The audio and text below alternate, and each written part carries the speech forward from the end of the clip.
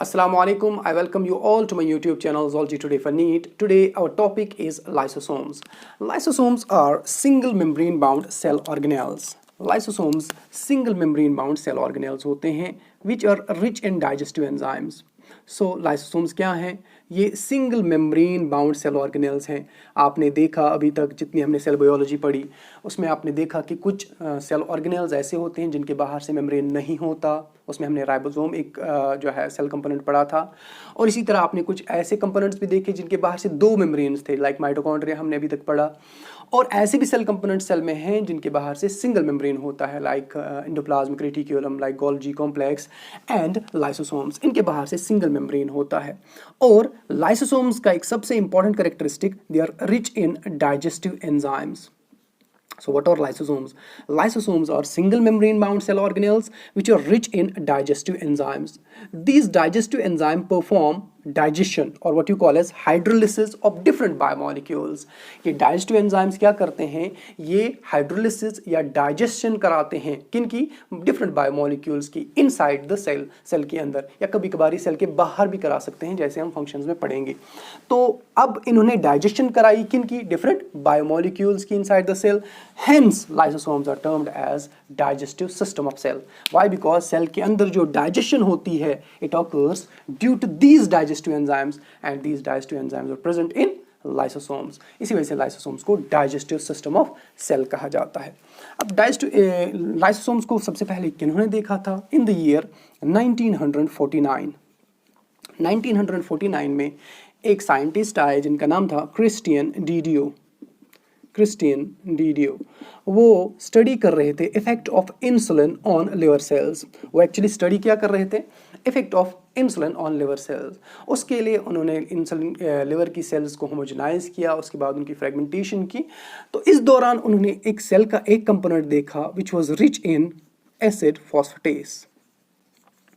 उनने सेल का एक कंपोनेंट देखा which was rich in acid phosphatase. एक एंजाइम है एसिड फॉस्फेटेस। एक सेल कंपोनेंट में उसने देखा कि एसिड फॉस्फेटेस ज़्यादा है। ठीक, तो अब वो इसी पे स्टडी करने लगे। ये जो सेल का कंपोनेंट था, ये जो सेल का स्ट्रक्चर था, ठीक, इसको स्टडी करने लगे। इन द ईयर 1955 उसने बताया कि ये जो कंपोनेंट जिसमें एसिड फॉस्फेटेस प्रेजेंट था उसमें डिफरेंट टाइप्स ऑफ हाइड्रोलाइसिस भी प्रेजेंट होते हैं। Hydrolases, what are hydrolases? हमने एंजाइम्स में पढ़ा हुआ है कि हाइड्रोलाइसिस क्या होते हैं। That class of enzymes which perform hydrolysis, that class of enzyme which performs hydrolysis, those are termed as hydrolases. उन्होंने कहा कि इसमें सिर्फ एसिड फॉस्फेटेस ही नहीं होता, बहुत डिफरेंट टाइप्स के जो है हाइड्रोलाइसिस होते हैं, लाइक न्यूक्लियसेस, प्रोटीएसेस, ठीक है ना। ये डिफरेंट टाइप्स ऑफ हाइड्रोलाइसिस उसमें होते हैं। और इन्होंने इसका नाम रखा, ऐसे कंपोनेंट का इन्होंने नाम रखा lysosome. Lyso from lysis and some from soma. Soma means body, lysis means splitting. इसी वजह से लाइसोसोम को स्प्लिटिंग बॉडी भी कहा जाता है। Splitting body, splitting body. ठीक, तो क्या देखा इन्होंने? इन द ईयर 1949 में इन्होंने जब सेल की होमोजेनाइजेशन की, उसके बाद फ्रेगमेंटेशन की, और एक जो है कंपोनेंट इसने सेल का देखा जिसमें एसिड फॉस्फेटेस की जो है एक्टिविटी ज़्यादा थी, एसिड फॉस्फेटेस ज़्यादा कंसंट्रेशन में प्रेजेंट था। उसके बाद उस कंपोनेंट को उन्होंने स्टडी किया। इन द ईयर 1955 में उसने बताया कि इनमें सिर्फ एसिड फॉस्फेटेस ही नहीं होता, बहुत जो है किस्म के हाइड्रोलाइसिस होते हैं। ठीक, वो एंजाइम जो हाइड्रोलिसिस कराते हैं, लाइक न्यूक्लियसेस, प्रोटीएसेस, और ऐसे कंपोनेंट का नाम इन्होंने रखा लाइसोसोम और splitting body. In the year 1956 में एक और साइंटिस्ट आए जिनका नाम था नोविकोव। नोविकोव ने अब इन कंपोनेंट्स को, जिनका नाम क्रिस्टियन डीडियो ने क्या रखा था? लाइसोसोम्स, अब स्टडी किया under electron microscope. So lysosomes were studied under electron microscope by Novikov. So electron microscope के अंडर नोविकोव ने इनको स्टडी किया। Now occurrence.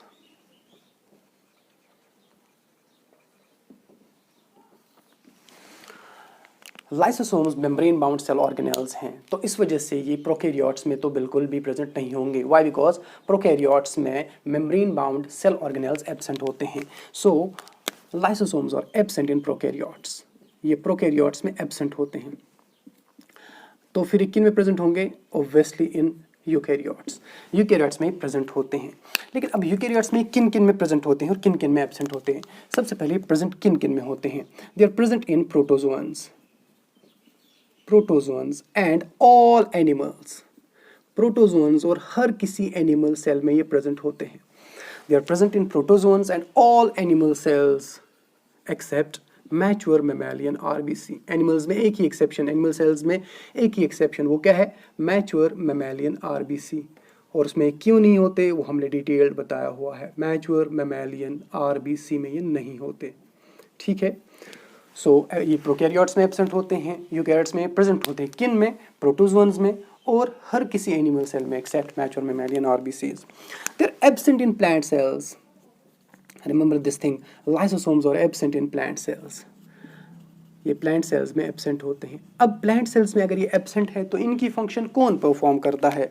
Remember this thing, their function in plant cells is carried out by spherosomes and vacuoles. इनकी function वहाँ पे स्फेरोसोम्स और vacuoles perform करते हैं, ठीक। सो इनकी फंक्शन प्लांट्स में स्फेरोसोम्स और वैक्यूल्स परफॉर्म करते हैं। तो इसकी ऑकरेंस हो गई। अब एक सेल में कितने लाइसोसोम्स प्रेजेंट होंगे? अब इनमें प्रोटोजोअन्स में और एनिमल सेल्स में तो लाइसोसोम्स प्रेजेंट होते हैं। एक सेल में अब कितने लाइसोसोम्स प्रेजेंट होंगे? That will depend upon the phagocytic activity of a cell. Phagocytic activity of a cell, जो सेल जितनी ज़्यादा फैगोसाइटोसिस करती है, ठीक है, जो सेल जितनी ज़्यादा फैगोसाइटोसिस करती है उसमें उतने ज़्यादा लाइसोसोम्स प्रेजेंट होते हैं। मतलब उसको उतनी ज़्यादा डाइजेशन करनी होगी।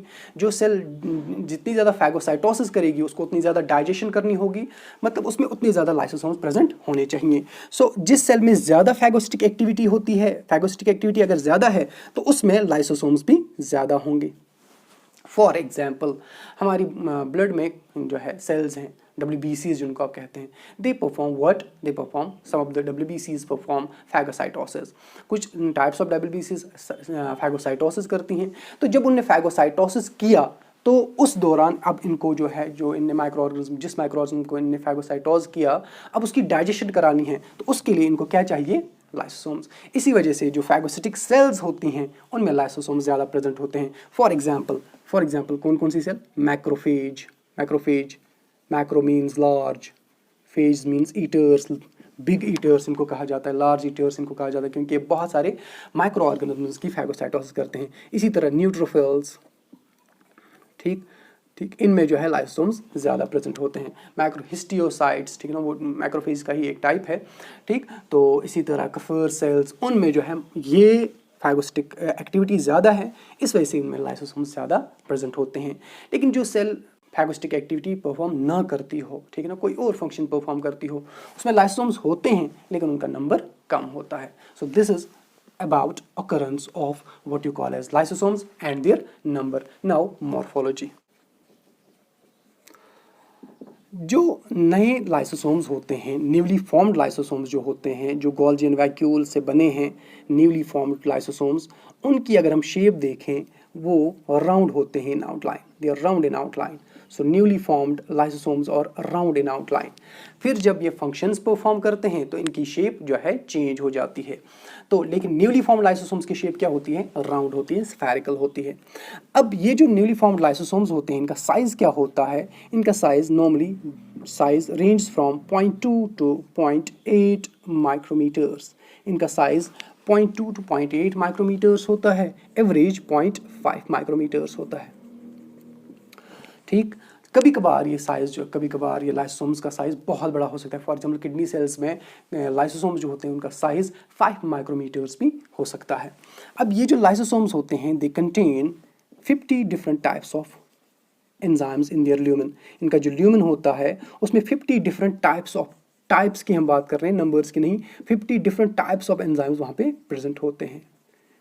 50 डिफरेंट टाइप्स ऑफ एंजाइम्स वहाँ पे प्रेजेंट होते हैं इनके ल्यूमेन में। और ये जो 50 डिफरेंट टाइप्स ऑफ एंजाइम्स हैं, they are surrounded by a membrane. इनके बाहर से एक मेम्ब्रेन होता है, सिंगल मेम्ब्रेन बाहर से होता है। They are surrounded by a single membrane. इनके बाहर से एक सिंगल मेम्ब्रेन होता है। लेकिन ये जो 50 डिफरेंट टाइप्स ऑफ एंजाइम्स इनके ल्यूमेन में हैं, ये देखें, फॉर एग्जांपल ऐसा लाइसोसोम है, ठीक, दिस इज लाइसोसोम, ये बाहर से सिंगल मेम्ब्रेन है और इसके अंदर ये जो है दिस इज इट्स ल्यूमेन और इसमें ये लाइसोसोमल एंजाइम्स प्रेजेंट हैं, ठीक है, these are the lysosomal enzymes. लेकिन ये जो 50 डिफरेंट टाइप्स ऑफ एंजाइम्स हैं, they are able to digest any biomolecule, किसी भी बायोमोलिक्यूल की डाइजेशन करा सकते हैं।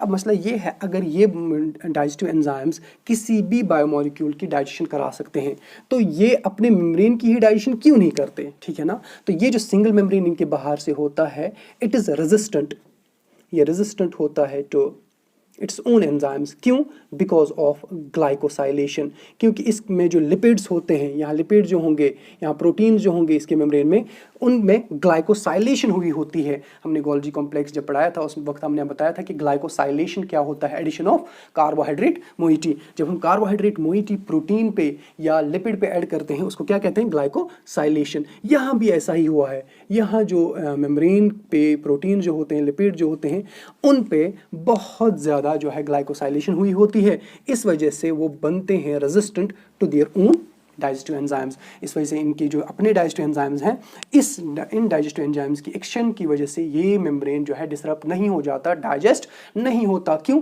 क्योंकि इसमें ग्लाइकोसाइलेशन हुई होती है। अब ये जो इसमें 50 डिफरेंट टाइप्स ऑफ एंजाइम्स हैं, हमने कहा कि ये डाइजेस्टिव एंजाइम्स होते हैं, they are able to digest each and every biomolecule except a few carbohydrates. कुछ कार्बोहाइड्रेट्स को डाइजेस्ट नहीं करते लाइक सियालिक एसिड, तो बाकी जितने भी बायोमोलिक्यूल्स नेचर में हैं सबको ये डाइजेस्ट कर सकते हैं, ठीक। तो डाइजेस्टिंग एंजाइम्स, हम इनको डाइजेस्टिव एंजाइम्स कह सकते हैं या इनको हम कह सकते हैं हाइड्रोलेसिस। व्हाई? बिकॉज ये हाइड्रोलिसिस कराते हैं, दे परफॉर्म हाइड्रोलिसिस। अगर आपको याद होगा जब हमने एंजाइम्स पढ़ाया था उस वक्त हमने कहा था हाइड्रोलिसिस ऐसा क्लास ऑफ एंजाइम है जो किसी बायोमोलिक्यूल का बॉन्ड तोड़ता हो by utilisation of water, by utilising water. ये फॉर एग्जांपल हमने कोई बायोमोलिक्यूल लिया, इसमें ये बॉन्ड है, ठीक, और यहाँ से हमने वाटर लिया, ठीक। ये वाटर की ये एंजाइम क्या करेगा, इस वाटर को यूटिलाइज करके ये बीच वाला बॉन्ड तोड़ेगा, ठीक है।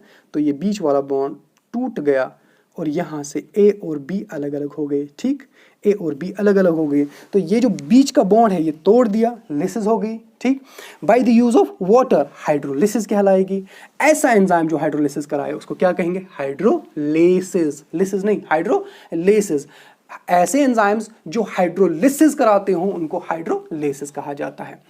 अब लेकिन ये जो हाइड्रोलेसिस होते हैं, लाइसोसोम्स के जो हाइड्रोलेसिस होते हैं, ये अपनी फंक्शन परफॉर्म करते हैं eight acidic pH.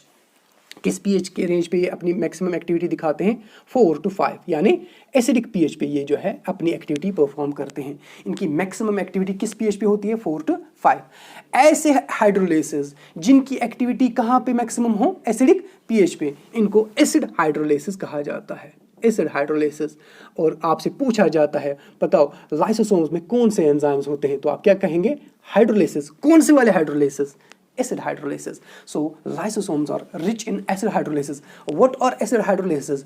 Those hydrolysis which have their optimum activity at acidic pH. जिनकी optimum activity acidic pH पे हो, ऐसे हाइड्रोलिसिस को एसिड हाइड्रोलिसिस कहा जाता है, ठीक।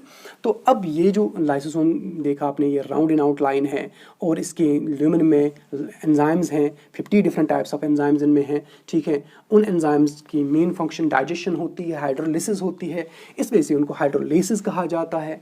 और उनकी मैक्सिमम एक्टिविटी एसिडिक पीएच पे होती है, इस वजह से एसिड हाइड्रोलेसिस कहा जाता है।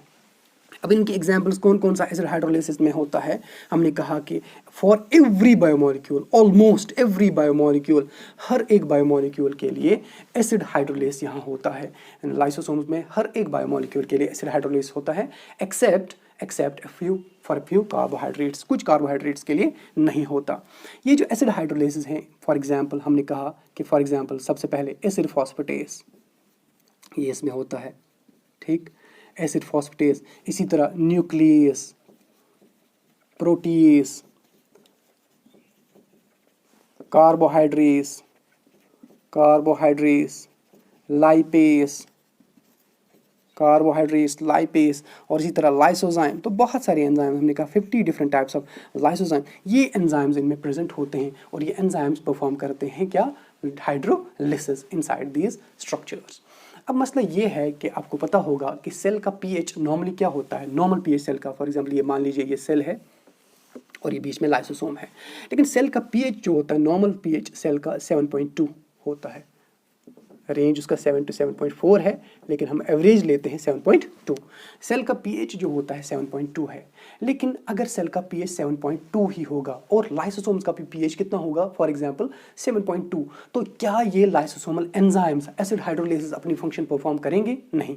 क्यों नहीं करेंगे? क्योंकि हमने अभी कहा ये जो है इनकी optimum activity, maximum activity 4 to 5 के पीएच पे होती है। इस वजह से यहाँ इस कंपार्टमेंट में, इस स्ट्रक्चर में जिसको आप लाइसोसोम कहते हैं, यहाँ पीएच 7.2 नहीं होना चाहिए, यहाँ पीएच 7.2 से नीचे यानी एसिडिक पीएच होना चाहिए। अब मसला ये है कि यहाँ एसिडिक पीएच कैसे जनरेट होगा, तो उसके लिए नेचर ने इन लाइसोसोमल एंजाइम्स के इन लाइसोसोमल स्ट्रक्चर्स के मेम्ब्रेन्स पे एक स्ट्रक्चर रखा है, उसको प्रोटॉन पंप कहा जाता है। हमने यहाँ एक जगह बनाया, यहाँ बहुत सारे होंगे, इसको प्रोटॉन पंप कहा जाता है, प्रोटॉन पंप। ये प्रोटॉन पंप क्या करता है? It utilises the energy of ATP. ये एटीपी की एनर्जी यूटिलाइज करके यहाँ जो प्रोटॉन्स होते हैं, कहाँ? साइटोप्लाज्म में। यहाँ साइटोप्लाज्म में प्रोटॉन्स हैं, उन प्रोटॉन्स को यहाँ पंप के जरिए से अंदर ले जाता है लाइसोसोम के अंदर। ठीक है, तो अब ये जब प्रोटॉन्स को अपने अंदर ले जा रहा है, जरा बताएं यहाँ प्रोटॉन्स की कंसंट्रेशन क्या होगी? इंक्रीज, यानी पीएच को क्या होगा? PH will decrease, it will become acidic and reaches 4 to 5। आया समझ? तो यहाँ इस लाइसोसोमल स्ट्रक्चर का पीएच इतना कम क्यों होता है, कैसे होता है? ऑल्दो सेल का पीएच क्या है? 7.2। तो हमने कहा कि इस मेम्ब्रेन में क्या होते हैं? Proton pumps. वो प्रोटॉन पंप्स यूटिलाइज करते हैं एनर्जी किसकी? एटीपी की, और उसके ज़रिए से प्रोटॉन्स को साइटोप्लाज्म से लाइसोसोम के ल्यूमेन में ले जाते हैं। यहाँ प्रोटॉन्स की कंसंट्रेशन इंक्रीज हो गई, यानी पीएच डिक्रीज हो गया। अब पीएच यहाँ डिक्रीज हो गया, कितना? 4 to 5 पहुँच जाता है, और जो ही यहाँ पीएच 4 to 5 पहुँच जाता है, तो अब ये लाइसोसोमल एंजाइम्स जो हैं अब अपनी मैक्सिमम एक्टिविटी दिखा सकते हैं। ठीक है ना? तो हमने कहा कि lysosome enzymes they perform their maximum activity और optimum activity at 4 to 5 what you call as pH. लेकिन अब ये कैसे पॉसिबल होता है कि लाइसोसोम्स का पीएच इतना डिक्रीज कराया जाए? So that is done with the help of the structures or proteins known as proton pumps। ये प्रोटॉन पंप्स एटीपी की एनर्जी को यूटिलाइज करके प्रोटॉन्स को साइटोप्लाज्म से इस स्ट्रक्चर के अंदर ले जाते हैं।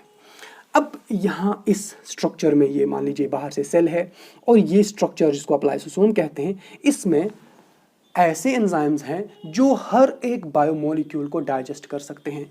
और अब यहाँ बहुत सारे डिफरेंट बायोमोलिक्यूल्स हैं इस सेल में। उन बायोमोलिक्यूल्स और इनके एंजाइम्स को सिर्फ ये बीच वाला मेम्ब्रेन जो है सेपरेट करता है।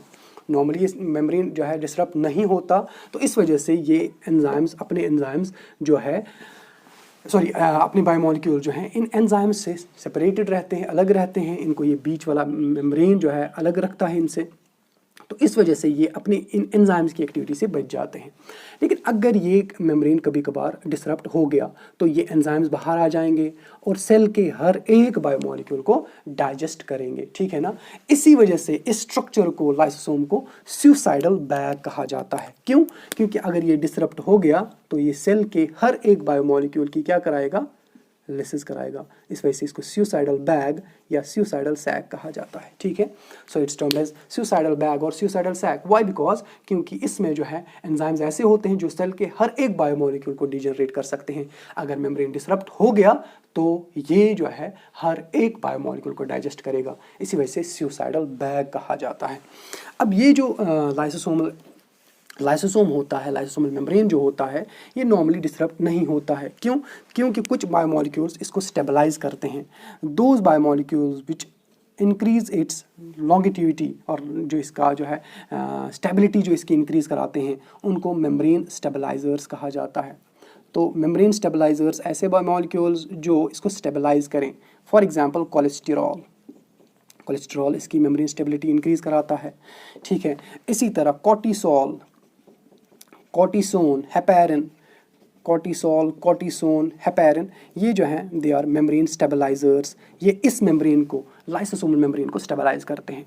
लेकिन कुछ ऐसे होते हैं, कुछ बायोमोलिक्यूल्स ऐसे होते हैं, कुछ एजेंट्स ऐसे होते हैं जो इसको डिस्टेबलाइज करते हैं, ठीक है ना, डिस्टेबलाइज करते हैं, लेबलाइज करते हैं, फ्रेजाइल बनाते हैं, उनको मेम्ब्रेन लेबलाइजर्स कहा जाता है।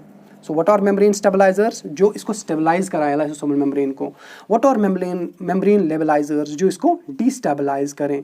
For example excess of vitamin A D E K, vitamin A D E K, vitamin A D E के आपको पता होगा फैट सॉल्युबल विटामिन हैं। अगर उनकी कॉन्सेंट्रेशन ज़्यादा हो जाए तो वो इसको जो है डिस्टेबलाइज करते हैं। इसी तरह एक्स रेज इसको डिस्टेबलाइज करते हैं, अल्ट्रावायलेट रेज, ठीक है ना, ठीक। इसी तरह सेक्स स्टीरॉयड हार्मोन्स जो हैं, स्टीरॉयड हार्मोन्स, वो इसको जो है डिस्टेबलाइज करते हैं। तो ऐसे एजेंट्स को क्या कहा जाता है, मेम्ब्रेन लेबलाइजर्स। जो इसको स्टेबलाइज करें उनको क्या कहा जाता है, membrane stabilisers. Now polymorphism of lysosomes. Polymorphism, lysosomes जब अपनी फंक्शन परफॉर्म करते हैं, ठीक, लाइसोसोम्स जो ही अपनी फंक्शंस परफॉर्म करते हैं तो इनकी जो है शेप और फिजियोलॉजी चेंज हो जाती है और इनकी डिफरेंट फॉर्म्स बन जाते हैं। ये जो डिफरेंट फॉर्म्स का बनना है, this term is what, polymorphism. Poly means many, morphs means forms और शेप्स। तो अब ये जो फंक्शन परफॉर्म करते हैं तो उनकी डिफरेंट फॉर्म्स बनती हैं, डिफरेंट शेप्स बनती हैं। क्यों? क्योंकि उनकी फिजियोलॉजी चेंज हो गई, शेप चेंज हो गई। तो इस फिनोमिनन को लाइसोसोमल पॉलीमॉर्फिज्म कहा जाता है। So what is lysosomal polymorphism? Lysosomal polymorphism एक ऐसा फिनोमिनन है जिसमें लाइसोसोम्स की जब फंक्शन लाइसोसोम्स परफॉर्म करते हैं उनकी शेप, फिजियोलॉजी चेंज हो जाती है और उनकी डिफरेंट फॉर्म्स बन जाती हैं। इस फिनोमिनन को लाइसोसोमल पॉलीमॉर्फिज्म कहा जाता है। अब लाइसोसोम्स की जब पॉलीमॉर्फिज्म होती है तो लाइसोसोम्स के मेन दो फॉर्म्स बनते हैं। Number one is termed as primary lysosome. पहला वाला टाइप उसको क्या कहा जाता है, प्राइमरी लाइसोसोम, और दूसरा वाला टाइप उसको क्या कहा जाता है, secondary lysosome. Primary lysosome and secondary lysosome.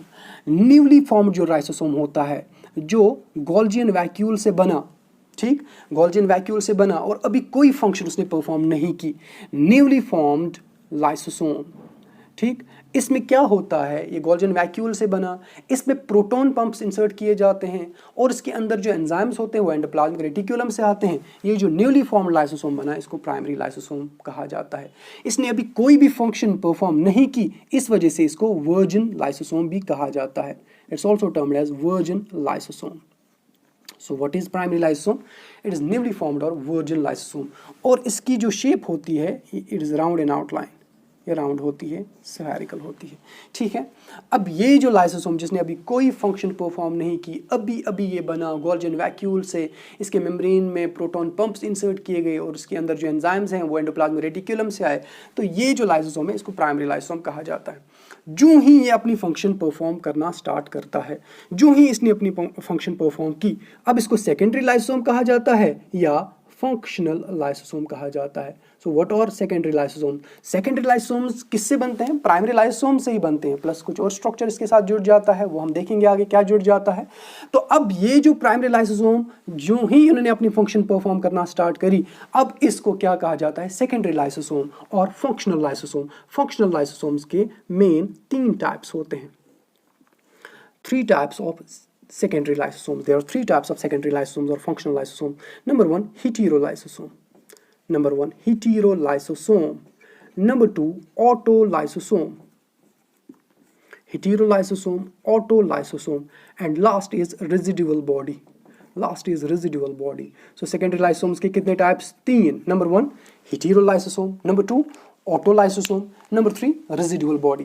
अब इस हेटेरोलाइसोसोम क्या होता है, ऑटोलाइसोसोम क्या होता है, रेजिडुअल बॉडी क्या होती है, इस चीज़ को समझने से पहले हम डायग्रामेटिकली ये देखेंगे कि हेटेरोलाइसोसोम बनता कैसे है और किस किस स्ट्रक्चर से बनता है, ये ऑटोलाइसोसोम किस किस स्ट्रक्चर से बनता है। उसके बाद इसको समझना और याद रखना आसान हो जाएगा। सबसे पहले हम डायग्रामेटिकली देखेंगे कि हेटेरोलाइसोसोम, ऑटोलाइसोसोम और रेजिडुअल बॉडी कैसे बनती हैं। Let this be an animal cell. मान लीजिए कोई एनिमल सेल है, इसमें हम कोई और स्ट्रक्चर नहीं बनाएंगे, सिर्फ वो स्ट्रक्चर बनाएंगे जो हमें यहाँ पे इस डायग्राम में चाहिए, ठीक है। बाकी जो भी सेल कंपोनेंट्स है वो यहाँ नहीं बनाएंगे। तो ये जो है मान लीजिए इसके लाइसोसोम्स है, primary lysosomes. These are primary lysosomes. इनके अंदर जो मैं डॉट्स बना रहा हूँ वो एंजाइम्स हैं, ठीक। तो these are primary lysosomes.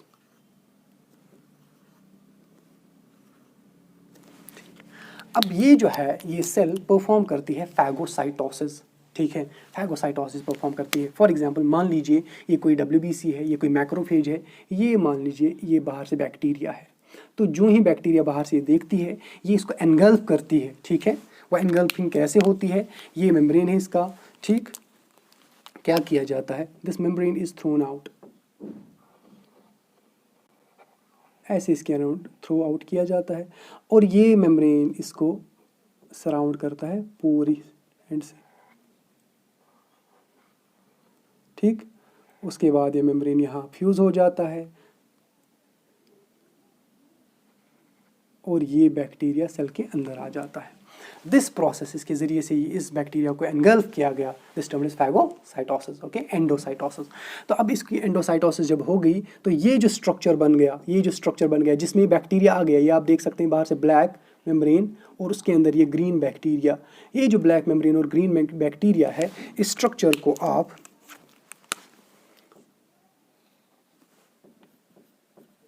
Phagosome कहते हैं या एंडोसोम भी कह सकते हैं, ठीक है, फैगोसोम और एंडोसोम, फैगोसोम और एंडोसोम। अब ये बैक्टीरिया जब सेल के अंदर इनगल्फ किया गया, ठीक, अब इसकी लेकिन इस बैक्टीरिया की अब डाइजेशन करानी है, ठीक है ना। उस डाइजेशन के लिए मैंने आपसे कहा था कि जो हमारे सेल में जो सिस्टम होता है जो डाइजेशन किसी भी बायोमॉलिक्यूल की कराए वो लाइसोसोम्स हैं। तो प्राइमरी लाइसोसोम्स यहाँ पे हैं। ये प्राइमरी लाइसोसोम्स क्या करते हैं, ये प्राइमरी लाइसोसोम्स इस स्ट्रक्चर के साथ, ये जो स्ट्रक्चर आ गया सेल के अंदर एंडोसोम, इसके अंदर बैक्टीरिया, ये प्राइमरी लाइसोसोम्स इसके साथ फ्यूज हो जाते हैं। तो अब प्राइमरी लाइसोसोम्स फ्यूज हो गए इस स्ट्रक्चर के साथ, this primary lysosomes fuse with this structure, तो ये फ्यूज हो गए इसके साथ, एंडोसोम के साथ,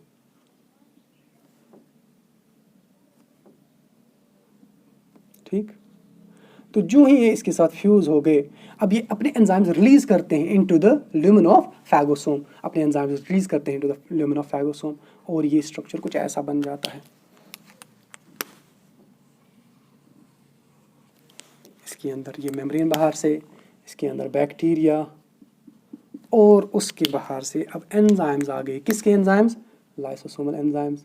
अब ये जो स्ट्रक्चर है which has been found by the fusion of primary lysosome with a phagosome और एन एंडोसोम, ये जो स्ट्रक्चर बन गया by the fusion of primary lysosomes and this structure phagosome और एंडोसोम, इसको अब आप कहते हैं सेकेंडरी लाइसोसोम। ये सेकेंडरी बन गया क्योंकि इसने फंक्शन परफॉर्म करना स्टार्ट कर दिया। लेकिन ये सेकेंडरी लाइसोसोम कौन सा वाला है, हेटेरोलाइसोसोम, ऑटोलाइसोसोम या फिर लास्ट वाला रेजिडुअल बॉडी, ठीक है। अब किस बिना पर इसको कहा जाएगा, क्या ये हेटेरोलाइसोम है, ऑटोलाइसोम है, रेजिडुअल बॉडी है, वो secondary lysosome which has been formed by the fusion of primary lysosome and phagosome या endosome, that is termed as heterolysosome, इसको heterolysosome कहा जाता है। So heterolysosome किस किस के फ्यूजन से बनता है, प्राइमरी लाइसोसोम और फैगोसोम या एंडोसोम के फ्यूजन से बनता है, इसको आप हेटेरोलाइसोसोम कहते हैं, ठीक। अब इसकी आगे डाइजेशन होगी, ठीक है ना, जो ही इसकी डाइजेशन होगी फिर जो लास्ट पे अनडाइजेस्टेड मटेरियल बनेगा तो उसको जो है इजेस्ट किया जाएगा आउट ऑफ द सेल, ठीक है। लेकिन अभी जो है हम एक और स्ट्रक्चर देखेंगे। पहले मान लीजिए दिस इज अ कंपोनेंट, ये मान लीजिए सेल का माइटोकॉन्ड्रिया है, this is mitochondria of a cell, ये माइटोकॉन्ड्रिया है सेल का, ठीक, मान लीजिए माइटोकॉन्ड्रिया है सेल का। अब ये सेल का माइटोकॉन्ड्रिया जो है ये अनवांटेड स्ट्रक्चर है, ठीक है ना। फॉर एग्जांपल इसका जो लाइफ स्पैन था, इस माइटोकॉन्ड्रिया का लाइफ स्पैन वो ख़त्म हो गया, ठीक है ना। तो अब इस माइटोकॉन्ड्रिया की जो है डाइजेशन करानी है, ठीक है ना, रिसाइकलिंग करानी है। अब इसको रिसाइकल करना है, इसके जो बायोमॉलिक्यूल्स हैं उनको रिसाइकल करना है, ठीक है। अब इसके अराउंड एक मेम्ब्रेन बन जाता है, इस अनवांटेड स्ट्रक्चर, जो भी सेल का अनवांटेड साइटोप्लाज्मिक स्ट्रक्चर होगा उसके अराउंड एक मेम्ब्रेन बन जाता है। That membrane is termed as isolation membrane, इसको आइसोलेशन मेम्ब्रेन कहा जाता है। तो इसके अराउंड आइसोलेशन मेम्ब्रेन बन गया। तो जो ही अनवांटेड, ठीक है ना, या ऐसा माइटोकॉन्ड्रिया जिसकी डेथ हो गई तो ऐसे स्ट्रक्चर के अराउंड एक मेम्ब्रेन बन जाता है, उसको आइसोलेशन मेम्ब्रेन कहा जाता है।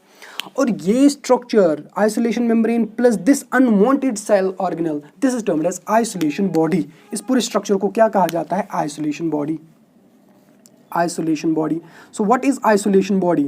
Isolation body is unwanted cell structure plus isolation membrane. इसके बाहर से जो मेम्ब्रेन बन गया उसको आइसोलेशन मेम्ब्रेन कहते हैं. अब इस आइसोलेशन मेम्ब्रेन पे क्या होता है, इसके साथ ये प्राइमरी लाइसोसोम्स फ्यूज हो जाते हैं. ठीक है ना, इसके साथ ही प्राइमरी लाइसोसोम्स फ्यूज हो जाते हैं. जो ही इसके साथ प्राइमरी लाइसोसोम्स फ्यूज हो जाते हैं, ठीक है, तो यहाँ ऐसे दिखा सकते हैं, this is primary lysosome, primary lysosome, primary lysosome.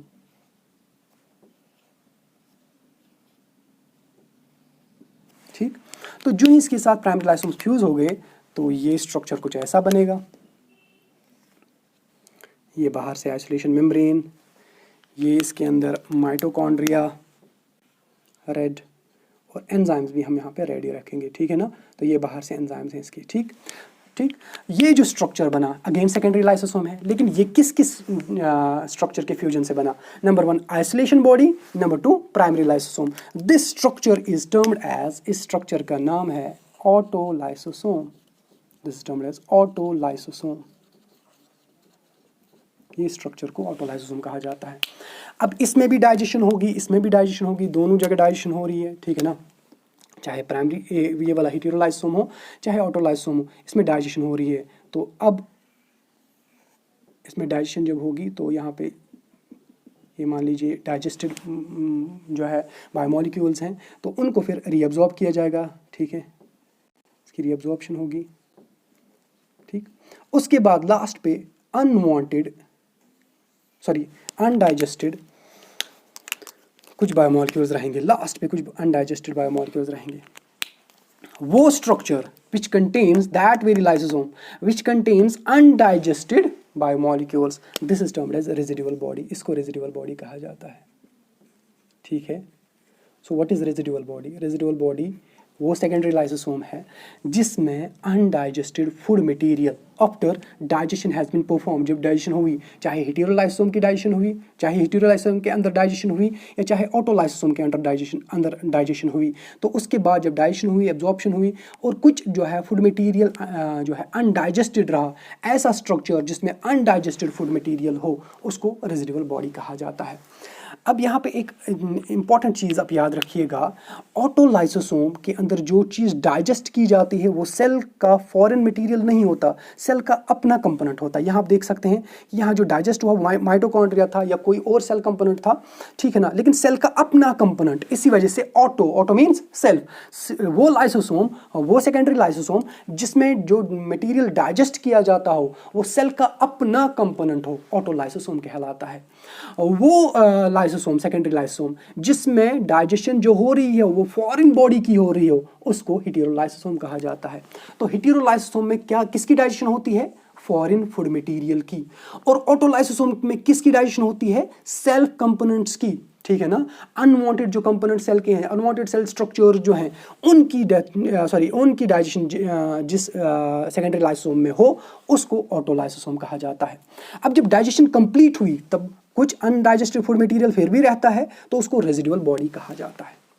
ठीक है, अब आपने हेटेरोलाइसोसोम समझा. हेटेरोलाइसोम क्या है? वो सेकेंडरी लाइसोसोम जो किससे बने? प्राइमरी लाइसोसोम और फैगोसोम या एंडोसोम से, और इसको हेटेरोलाइसोम कहा जाता है. इसमें किस चीज़ की डाइजेशन होती है? फॉरेन फूड मटेरियल की, फॉरेन बॉडीज़ की, फॉरेन एजेंट्स की. ठीक है ना, ठीक, इसको हेटेरोलाइसोम को एक और नाम दिया जाता है डाइजेस्टिव वैक्यूल. ठीक है ना, it's also termed as digestive vacuole. ठीक है, इसमें फॉरेन फूड मटेरियल्स की डाइजेशन कराई जाती है, और जो ही डाइजेशन कंप्लीट हुई, ठीक है ना, उसके बाद अनडाइजेस्टेड फूड मटेरियल जिस बॉडी में रहता है उसको रेजिडुअल बॉडी कहा जाता है. ये जो डाइजेशन हुई फैगोसाइटोसिस के जरिए से, ये जो डाइजेशन हुई फॉरेन फूड मटेरियल की, इस प्रोसेस को हेटेरोफैजी कहा जाता है. What is heterophagy? Heterophagy means the digestion of foreign food material. जरा बताओ, हेटेरोफैजी कौन करेगा? Heterolysosome. So heterophagy is performed by heterolysosome. अब इसी तरह आप देखें, अनवांटेड जो सेल कंपोनेंट था सेल के अंदर, अनवांटेड सेल कंपोनेंट जो सेल के अंदर था, उसकी डाइजेशन हुई सेकेंडरी लाइसोसोम के जरिए से. उस सेकेंडरी लाइसोसोम को आपने ऑटोलाइसोसोम कहा. ठीक है ना, it's also termed as autophagosome. इसको ऑटोफैगोसोम भी कहा जाता है. It's also termed as autophagosome. और इस ऑटोफैगोसोम में क्या होता है? इस ऑटोफैगोसोम में सेल के अपने कंपोनेंट्स की डाइजेशन होती है. जो ही डाइजेशन होगी, इस प्रोसेस को जिसमें ये अपने सेल कंपोनेंट्स की डाइजेशन कराई गई, this term is autophagy. autophagy. So what is autophagy? Autophagy means digestion of cell components. Cell के अपने कंपोनेंट्स के की डाइजेशन को ऑटोफैजी कहा जाएगा, और सेल के बाहर से जो कंपोनेंट्स आए, फॉरेन कंपोनेंट्स जो हैं, उनकी डाइजेशन को हेटेरोफैजी कहा जाता है. सो ऑटोफैजी और heterophagy is performed by heterolysosome and autophagy is performed by autolysosome. अब ये जो ऑटोफैजी हुई, हेटेरोफैजी हुई, उसके बाद एक और इंपॉर्टेंट टर्म आप याद रखिएगा, कभी कभार ये यूज होती है, ऑटोलिसिस.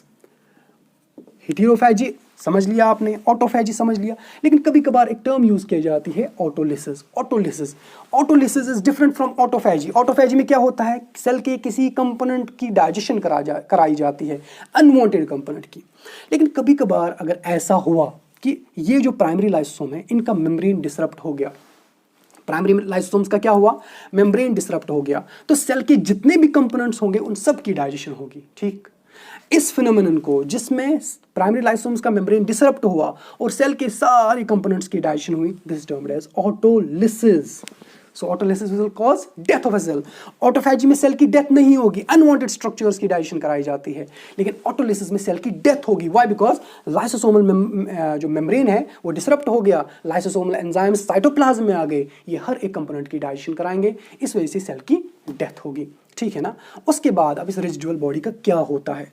रेजिडुअल बॉडी कभी कभार क्या करती है, ये मेम्ब्रेन के नज़दीक चली जाती है और इस अनडाइजेस्टेड फूड मटेरियल को eject करती है out of the cell. This undigested food material is egested out of the cell.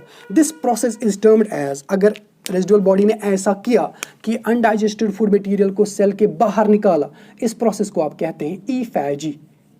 ईफैजी. So what is ephagy? It's removal of undigested food material by, कौन करता है ये, रेजिडुअल बॉडी ऐसा करता है. लेकिन कभी कभार ये रेजिडुअल बॉडी जो है ये ईफैजी परफॉर्म कर ही नहीं पाती है, तो बताएं सेल के अंदर क्या होगा, एक्यूमुलेशन ऑफ रेजिडुअल बॉडीज. तो रेजिडुअल बॉडीज सेल के अंदर बहुत ज़्यादा बढ़ जाएंगी, क्योंकि जितना भी सेल ऑटोफैजी परफॉर्म करेगी, हेटेरोफैजी परफॉर्म करेगी, सेल के अंदर ये जो स्ट्रक्चर्स हैं इनका नंबर बढ़ जाएगा. इन स्ट्रक्चर्स को अब यहाँ पे नाम क्या दिया जाता है, they are termed as lipofuscin granules. They are termed as lipofuscin granules. What are lipofuscin granules? Lipofuscin granules residual bodies से बनते हैं. वो रेजिडुअल बॉडीज जो ईफैजी परफॉर्म ना कर पाएं, उस जो है ऐसे रेजिडुअल बॉडीज आगे जाके क्या बनाती हैं, लाइपोफ्यूशन ग्रैन्यूल्स. आपने नर्व सेल्स में सुना होगा कि नर्व सेल्स में लाइपोफ्यूशन ग्रैन्यूल्स होते हैं. वो क्या होते हैं लाइपोफ्यूशन ग्रैन्यूल्स? क्योंकि नर्व सेल्स जो है ईफैजी परफॉर्म नहीं कर पाती, इस वजह से उनमें रेजिडुअल बॉडीज जो होती हैं वो एक्यूमुलेट हो जाते हैं. ऐसे रेजिडुअल बॉडीज को आगे जाके क्या कहा जाता है, lipofuscin granules. This is all about this polymorphism of lysosomes. Functions performed by lysosomes. Lysosomes कौन कौन सी फंक्शन परफॉर्म करते हैं? सबसे पहली और इम्पॉर्टेंट फंक्शन जो लाइसोसोम्स परफॉर्म करते हैं, दैट इज ऑटोफैजी. ऑटोफैजी में क्या किया जाता है, सेल के अपने कंपोनेंट्स को जो है डाइजेस्ट किया जाता है. अब सेल के अपने कंपोनेंट्स को क्यों डाइजेस्ट किया जाता है? क्योंकि सेल ऑर्गेनेल्स जो होते हैं उनका लाइफ स्पैन सेल के लाइफ स्पैन से कम होता है. इस वजह से जो वॉर्न आउट सेल ऑर्गेनेल्स होते हैं उनकी डाइजेशन करानी होती है, तो इस ताकि उनकी जो है रिसाइकलिंग कराई जाए, ठीक, और सेल को क्लीन किया जाए. इसी वजह से लाइसोसोम्स को they are also termed as scavenging units. Scavenging units इनको कहा जाता है, या इनको रिसाइकलिंग सेंटर्स कहा जाता है, क्योंकि रिसाइकलिंग कराते हैं. They are termed as recycling centres. ठीक, तो स्कैवेंजिंग कराते हैं या रिसाइकलिंग कराते हैं, ठीक है ना, अपने सेल कंपोनेंट्स को जो है उनकी डाइजेशन करा के उनकी रिसाइकलिंग कराते हैं. इसी वजह से इनको रिसाइकलिंग सेंटर्स भी कहा जाता है, या इनको डेब्रिस क्लीनर्स भी इस वजह से कहा जाता है. ठीक, क्योंकि ये जो सेल कंपोनेंट्स हैं उनको उनके जो है वॉर्न आउट सेल कंपोनेंट्स जो हैं उनको क्लीन यही करता है, इस वजह से डेब्रिस क्लीनर भी इसी को कहा जाता है. ठीक, अब इसके अलावा ये एक और फंक्शन परफॉर्म करता है, दैट इज हेटेरोफैजी. इनको हमने डिस्कस किया है पॉलीमॉर्फिज्म में. ऑटोफैजी क्या होता है, हेटेरोफैजी क्या होता है. Autophagy is performed by autolysosome, heterophagy is performed by heterolysosome. अब ये जो हेटेरोफैजी होता है इसमें फॉरेन जो फूड मटेरियल होता है या फॉरेन माइक्रो ऑर्गेनिज्म जो होता है उसकी डाइजेशन कराई जाती है. लेकिन ये जो ऑटोफैजी होता है, ये हेटेरोफैजी जो होता है, ये दोनों कहाँ होते हैं, सेल के अंदर. इस वजह से both comprise intracellular digestion. Intracellular digestion intracellular, और मेन जो है लाइसोसोम्स का यही फंक्शन होता है, इंट्रासेलुलर डाइजेशन। लेकिन कभी कभार लाइसोसोम्स एक्स्ट्रासेलुलर डाइजेशन भी कराते हैं। For example osteogenesis.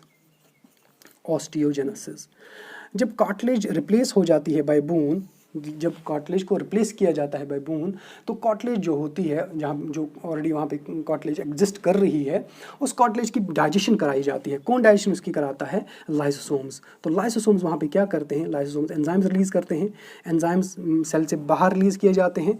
ये एंजाइम्स क्या करते हैं? उस कार्टिलेज को डाइजेस्ट करते हैं, और उसकी जगह जो नई ऑस्टियोब्लास्ट्स होती हैं वो नया जो है मटेरियल सक्रीट करती हैं, और वो वहाँ बोन बन जाती है। लेकिन जो ऑलरेडी वहाँ कार्टिलेज एग्जिस्ट कर रही थी, उसकी डाइजेशन किसने कराई? लाइसोसोम्स ने कराई। इस वजह से लाइसोसोम्स का इंपॉर्टेंट रोल है किसमें? ऑस्टियोजेनेसिस में। सो ये जो ऑस्टियोजेनेसिस है, this is an example of what? Extracellular digestion. ये एक्स्ट्रा सेलुलर डाइजेशन की है, क्योंकि यहाँ सेल के बाहर डाइजेशन हो रही है। इसी तरह एक्स्ट्रा सेलुलर डाइजेशन की एक और एग्जांपल है फर्टिलाइजेशन।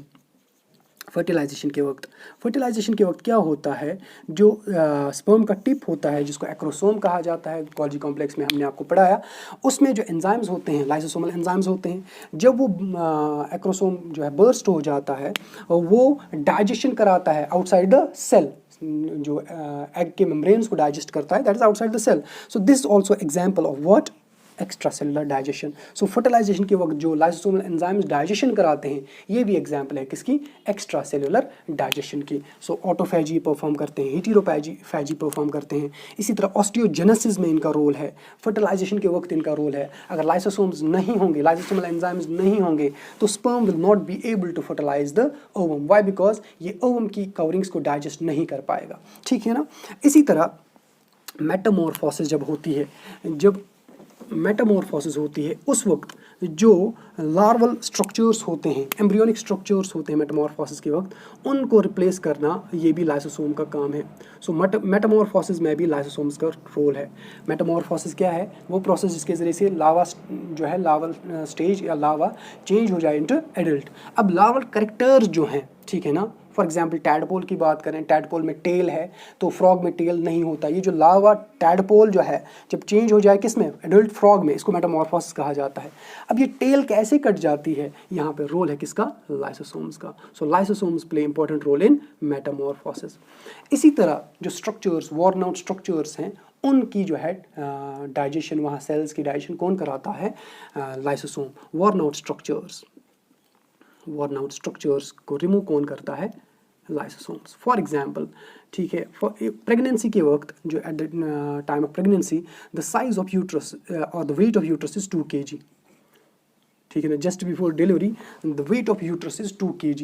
लेकिन जब डिलीवरी हो जाती है, उसके बाद on the 9th day of after the 9 days of parturition के 9 days बाद, जो अगर साइज हम देखें यूट्रस का, दैट इज ओनली 50 ग्राम्स होता है।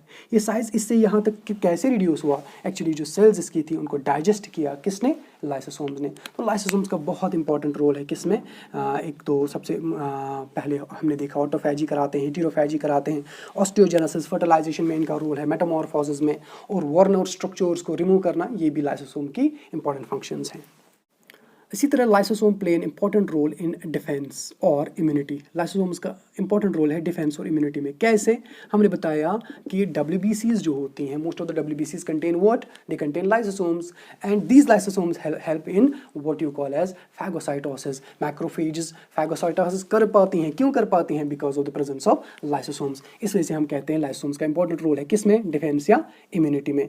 इसी तरह लाइसोसोम्स हेल्प इन नरिशमेंट। लाइसोसोम्स जो है नरिशमेंट में भी हेल्प करते हैं। फॉर एग्जाम्पल ड्यूरिंग स्टार्वेशन के वक्त क्या होता है? जो स्टोर्ड बायोमोलिक्यूल्स होते हैं बॉडी में, स्टोर्ड बायोमोलिक्यूल्स जो बॉडी में होते हैं, पॉलीसेकेराइड्स, प्रोटीन्स, लिपिड्स, उनको डाइजेस्ट कौन करके देता है? Lysosomes. So stored food material is digested by lysosomes during starvation.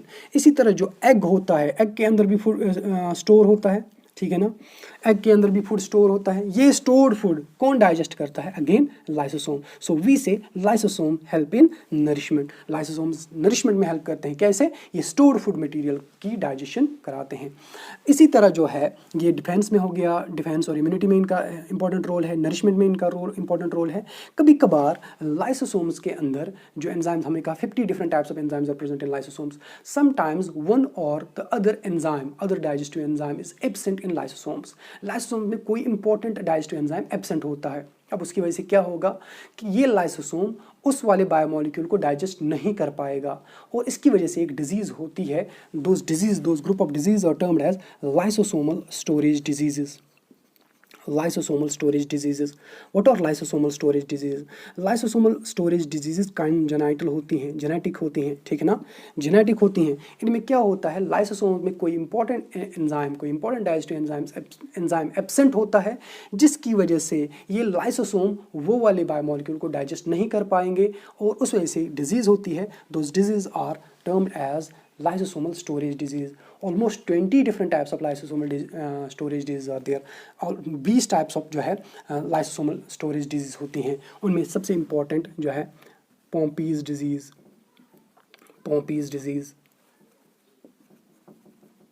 ठीक है, Tay-Sachs disease, Farber's disease। ये डिजीज़ के नाम आपने याद रखने हैं कि ये लाइसोसोमल स्टोरेज डिजीज़ हैं। फाबर्स डिजीज़, हर्लर्स सिंड्रोम, सिर्फ नाम आपको याद रखने हैं। हंटर्स सिंड्रोम, ठीक है, इंपॉर्टेंट लाइसोसोमल स्टोरेज डिजीज़ ये हैं, ठीक है। So Pompe's disease, Tay Sachs disease, Farber's disease, Hurler's syndrome, Hunter's syndrome, etc. This is all about the structure, morphology, function of lysosomes.